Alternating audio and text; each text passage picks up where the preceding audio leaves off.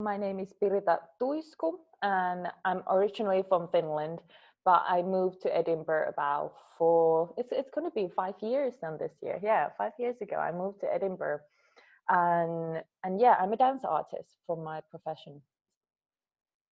What were you doing before lockdown? Can you explain what your work life was like?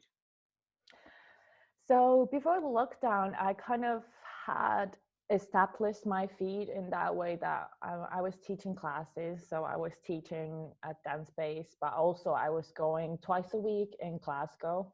So I was teaching a few dance classes in Glasgow, but also aerial yoga. So yeah, I had those commitments each week of teaching. And then now and then we had a few kind of companies that I've been working with creating performances. So we had little performances coming up, and then yeah, that's kind of the bigger side of my work, what's going on. And yeah, we were before lockdown happened. I was also on that last winter time. I went to South Africa to work with my partner there on our new piece, and it was supposed to be then performed on last year's Fringe. So it was all about kind of planning and getting everything to ready for the Fringe Festival.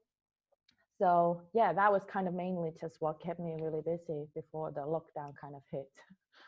What was your kind of day to day life like living in Edinburgh before lockdown? It was hectic. I rarely, it's so funny because I rarely was home. And just about like a year ago, before the lockdown started, I just moved to my own 1 bedroom flat, which I like, it was, I felt like I found my home. So, but still, I rarely was home. Like I left really early and I came back really late. So even if I go to Glasgow, it takes the whole day in there. So and then I still sometimes take a few shifts on a few cafes. One cafe that I've been working for a while, just to helping now and then.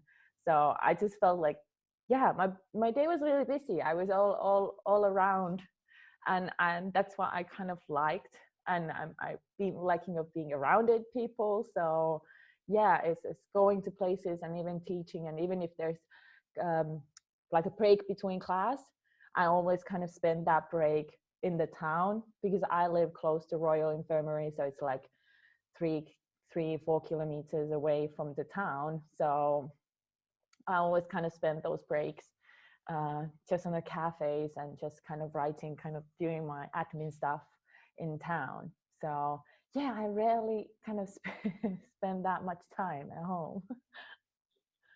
What was your social life like before lockdown?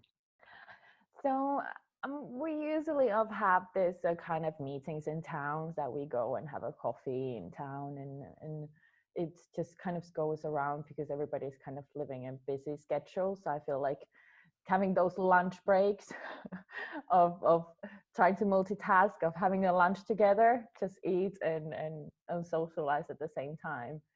So yeah, I felt like that's the kind of the way of how I mostly kind of met my friends. And also my some of my friends are also working on the places where I'm working, so we see each other more in there in that kind of work environment. So even if we don't set up that we go for coffee, but we all the time kind of see each other, and just to kind of change quickly, or how did your day go. And so it's, yeah, I think that's the biggest kind of a thing of what I kind of like, I'm starting, what I miss is the day-to-day interaction with the social aspect of the friendships that I have built in a city that I'm, is still kind of unknown to me.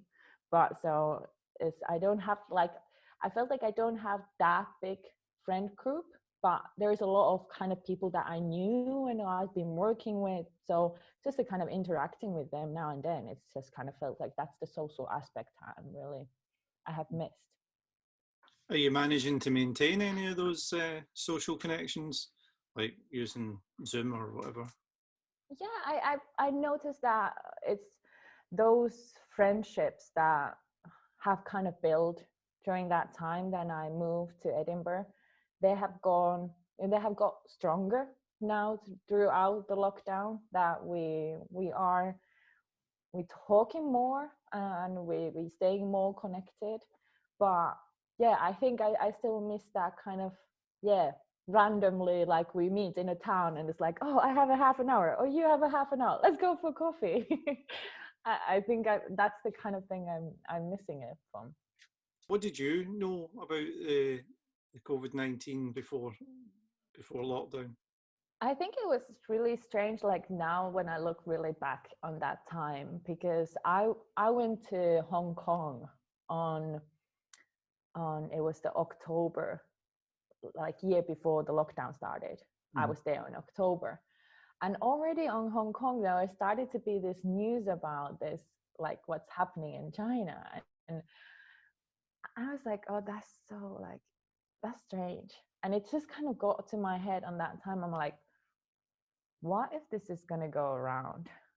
Like it started to spread, and it was already on the news.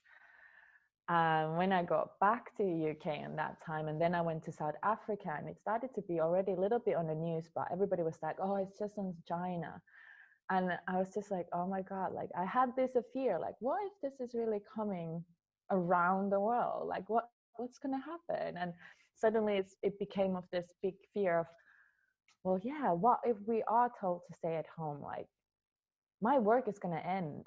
Like I knew suddenly of like, yeah, how I'm going to teach and how I'm going to continue my performances, and like that's going to be it, how I'm going to survive. And yeah, around February, on when I went to Glasgow, there started to be already a little bit talks about it, and especially because what's been really interesting to seeing the situation as a Finnish person in UK, because I think in Finnish media was more talking about it than UK media. So I felt like I had more information coming on the Finnish side. I was just kind of seeing the newspapers on that side and reading about it. And when it kind of hit and started, my friend sent me a message. I just came back from Glasgow, and my friend sent me a message in the evening like, have you heard the rumor that it might start a lockdown, like everything is going to close? And I was like, no, like honestly, could that really happen? Like I know that in Finland they started to be really worried already, but in UK it was really chilled. So I was like, can that really happen? Like, it was a little bit like, this is a dream. Like, come on, it can't happen. And when then the next morning when I woke up and I saw the news, like it's gonna be the lockdown, I'm like, what the hell is happening? Then it kind of hit big time. As you were saying there, you were hearing about lockdown, and when it actually hit, it was kind of sudden. They kind of just went, Mm, right, that's it, everything's locked down. yeah, yeah. How did that affect your immediate work life? What happened? Everything stopped. Like even remember, because that was the morning I still had to. I was planning to go to Glasgow. So there was a lot of other work that was happening throughout the whole week, and I knew that it's going to be a busy week. And I'm like, everybody's like, okay, you need to stay home, like, but still I was a little bit hesitating. I was looking at my phone, I was like testing my boss, is like, well, do I come there, like what do you do this in situations? And I was asking like, should I still like come, like I don't know what to do. Like in my back of my head I was like, okay, I need to, of course, like everything is closed, like why should I go there? But still in my head I was like, I should go with my workplace, right?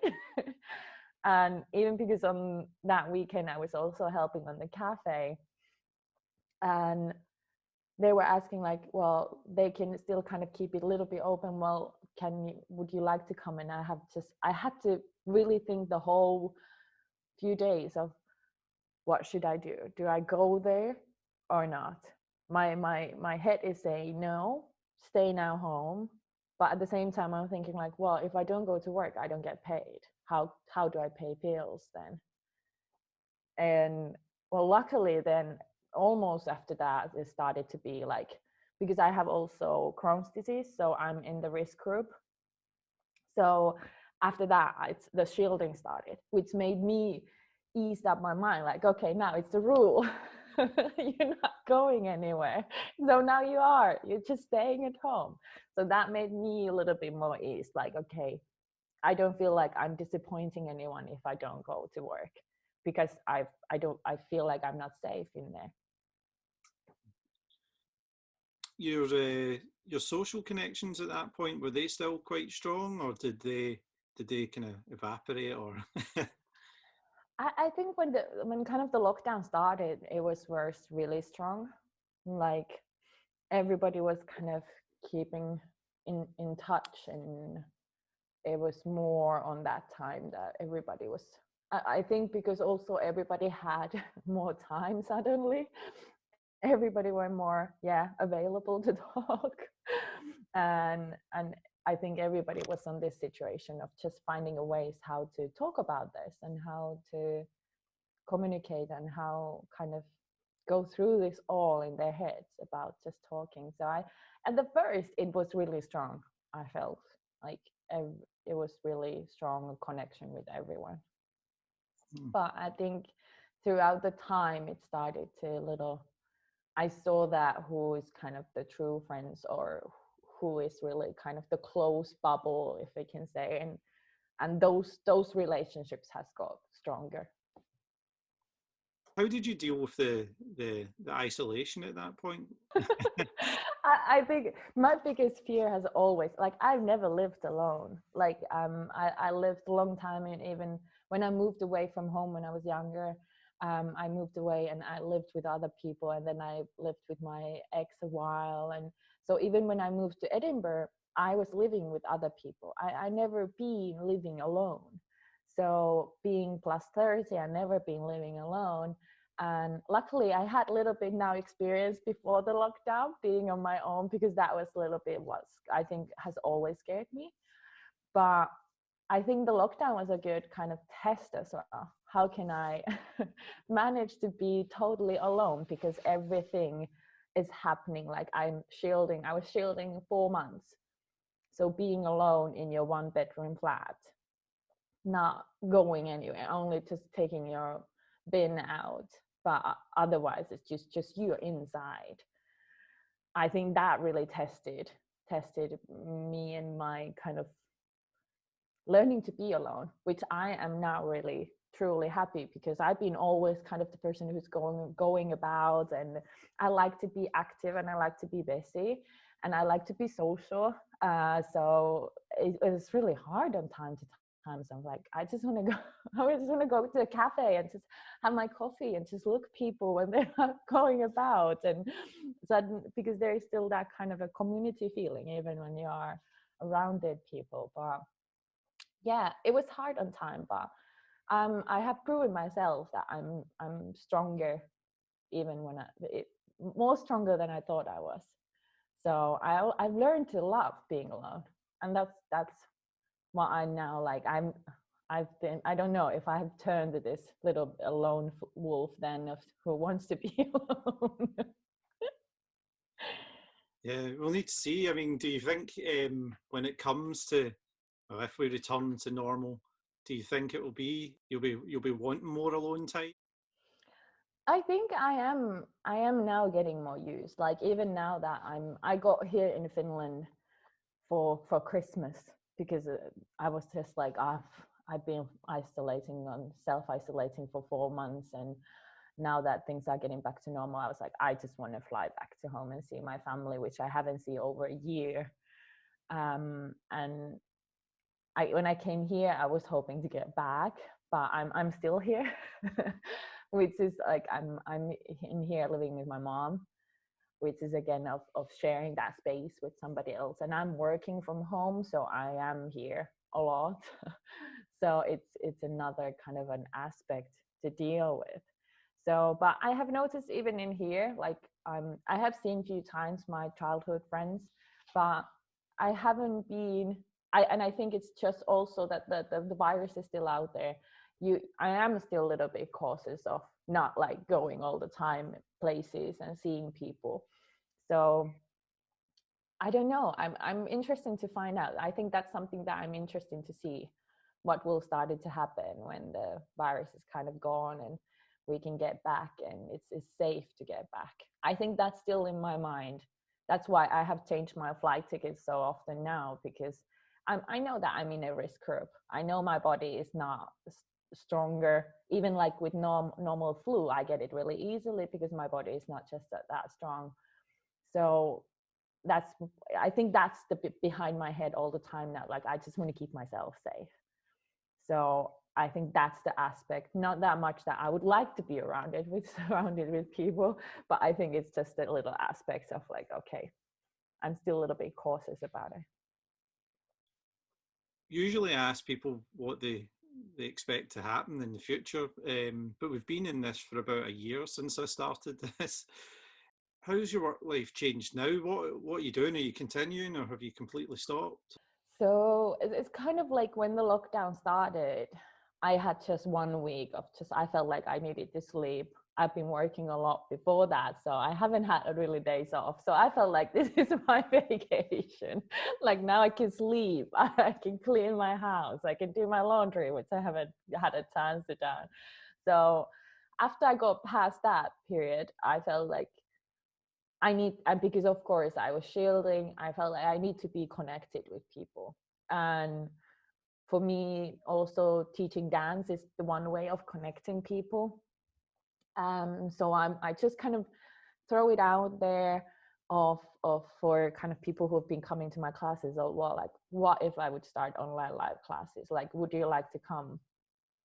And I got so huge response in that one night, and I was like, okay, well, I need to try, because I have always hated this online stuff, and I always been the one who's like, I'm like never gonna go in this. Like dance for me is something physical. It's not through the screen. So yeah, I was a little bit hesitating, will this ever work? But so I started the classes, and first 10 weeks I ran them free for people. And I said, like, people were like, well, we want to donate you something, like you're doing such a great job. So I got a lot of donations on that time as well. But then during summer, I like, this virus is not going to go anytime soon anyway. So I need to find a way to make this a living now, because I need to pay my bills as well. And it's just getting at donations, and people are more and more saying like, oh, well, we will pay for you. So I was like, okay, I'm gonna make this payable. I'm doing 10 weeks for them for free. So I started kind of like running them as a little business, like online business. And from there I started to graduate of, well, this little dance coaching that I've been kind of doing always with my other company previously. So I started to build my own dance app and little dance coaching service, if I can say. And now I have people who are doing it, and I have all the time people who are applying for doing it. And then I did a few kind of online live performance events to understand more, can I use this platform as a performance tool as well to connect with the audience. And then I applied funding from Creative Scotland to do a little research, kind of a home residency, to go more on my artistic development research of like, okay, what's this profession now? Because the whole lockdown, you have to really, the work that you're so used to doing is taking away, and it's just transferred this whole side of this work. It was like, okay, I'm like, I need to really stop. What's this work is for me, and what do I want to do with this? So I plan to do this 2 months of a little home residency, of first 1 month to really dive into what this work is for me, and where do I kind of want to take it. And then the other month, more work on this of like, okay, how can we use this platform to create an online live performance that people still feels like they're looking at a live performance, not just like videos. So yeah, that's what I'm working on now, which I'm truly grateful to get that funding through from Creative Scotland. It's my first funding going through, so I'm really happy and grateful for that. So yeah, I have to say, like, my work has truly changed in the way of, I'm more in charge of things again. Like I used to run my own dance school before I came to Edinburgh. And I always said, I don't want to be a businesswoman anymore. I was that a really long time. I want to focus on my artistic work. And now I think this online platform has offered me a possibility to be that businesswoman of sharing my practice, teaching my practice, deciding my own schedule, and focusing on my artistic work. I'm still trying to find the balance to do it all, but it has changed. And I think now the biggest concern, what's kind of popping my head now and then, is like, what's going to happen when the virus is gone? What's going to happen with this work? Is everybody going to be like, we're not going to do any online stuff anymore? So yeah, that's kind of the next fear in a way in my mind. You're doing a lot of online stuff, but you'd mentioned previously you did a lot of stuff that was like travel and so on, and going to different locations. You'd mentioned Hong Kong and South Africa. Yeah. Can you see maybe a wee roadmap of how you would get back into that type of work? Well, I have kind of started to still use the connections that I have internationally as well, because that was my kind of biggest goal when I moved to Edinburgh, that I want to focus on my international career and build that, because I love learning about different cultures and working with different artists from different cultures. So for the project that I'm working on now with this funding is a South African artist. So we are working together, but just in totally different countries. But we've done that on a previously, even before the pandemic. We did the other work we started to do it from 2 different countries, and then I went to South Africa to rehearse it. So yeah, we have planned that this research that we're doing now, and it seems like people are really interested of it, and they're really engaging with it, and they're finding it funny and entertaining as well, but also really going an emotional journey. So we have planned that we're going to apply for the funding for doing it as a piece, and that we are try to perform it also in 2 different countries, which is scared of thinking of South Africa and you just don't know the electricity will work or will the Wi-Fi work. Like it's just, that's like just happens often. Everything is electricity is gone. So yeah, we have tried to see that if it can happen, and I'm still being contacted with other my international contacts. So they have been doing little workshops what I've kind of organized for people to participate. But of course, I'm missing of that aspect of traveling as well. I like traveling, so yeah, I think that was the first thing why I also wanted to come to Finland, because I was just I need to travel. I'm missing the airplanes and just feeling like you're going another place. And yeah, because every time when you go another place, you have this different energy that's just coming, and I think that's really inspiring. So what I am concerned is when we are going to be able to do that safely.